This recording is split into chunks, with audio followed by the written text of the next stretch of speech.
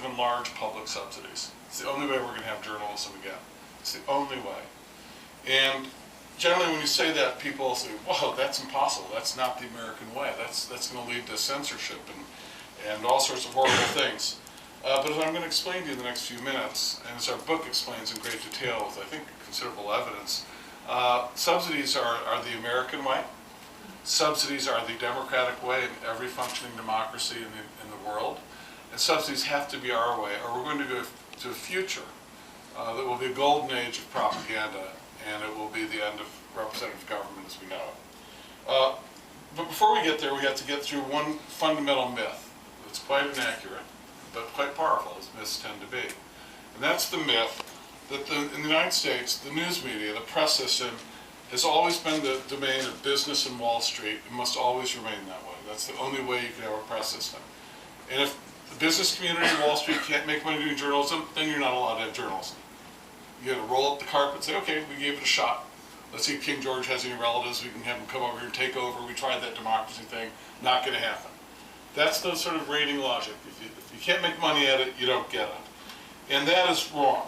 That's basically inaccurate. But as long as we're handcuffed by that myth, that we only are allowed to have journalism to the extent investors can make money producing it, we're never going to solve this crisis. In fact, we'll find this crisis is unsolvable because the business model of commercial journalism is dying, almost dead, and it's not coming back under any circumstances for reasons I'll explain in a second.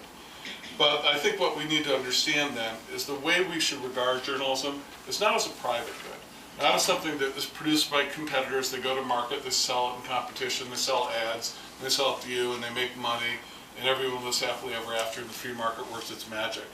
Because that magic spell isn't taking place. We should regard it as a public good, a public good. This is a very important economics concept from the middle of the 20th century. It's a canon. Public good is a concept that refers to all those sort of very socially necessary and important social undertakings society needs, but the market can't produce in sufficient quantity or quality, and citizens, consumers, can't use the market to express their desires sufficiently. It just can't represent them.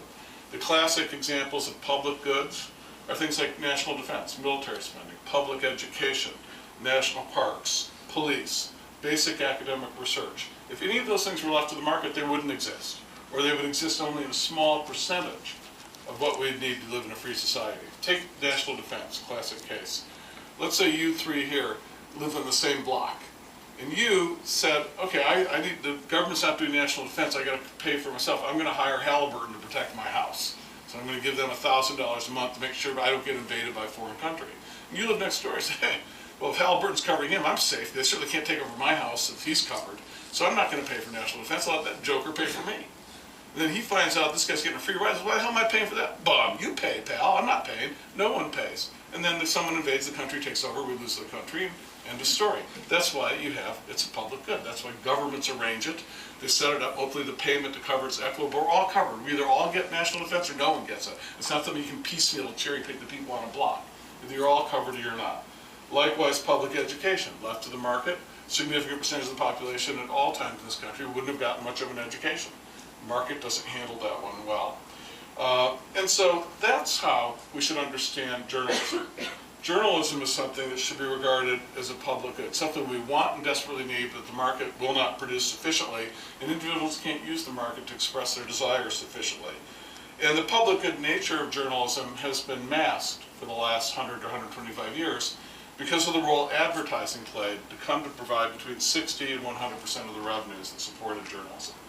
Since the late 19th century, advertising provided the mana that made this a very lucrative industry, especially in monopoly environments. But that era is now ending rapidly. With the rise of the internet, and as everything shifts to the internet, things change completely. Advertising never had any particular attraction to journalism per se. It was purely an opportunistic relationship. Advertisers needed to use journalism to support news media to reach their target audience.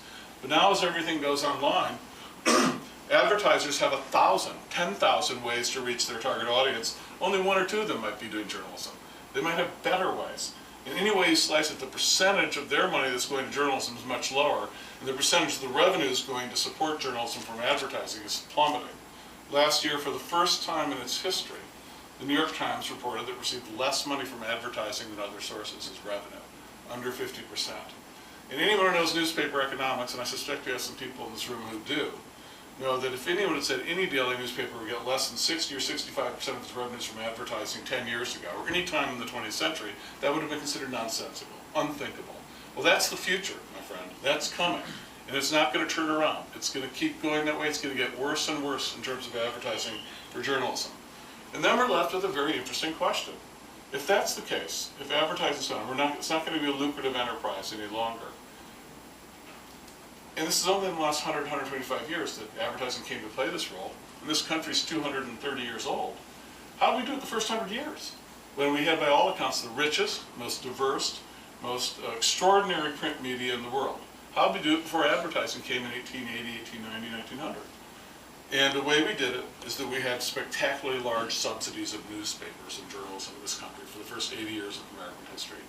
Massive, unbelievably large. John and I chronicled them in the book. And what we did in the book, what John and I really did, is we went back to look at the early republic in the first 100 years of American press history. And we wanted to revisit this because it seemed like most Americans were completely unaware of this. And most even though press histories had sort of put this in a footnote or glossed over, didn't pay much attention to it. And what we discovered is that the free press tradition in the United States has two great components, and all of us are only aware of one of them.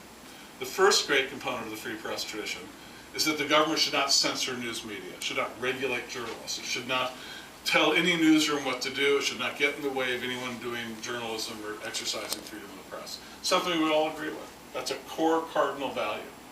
But the other half of our free press tradition, every bit as important, if not more important, but every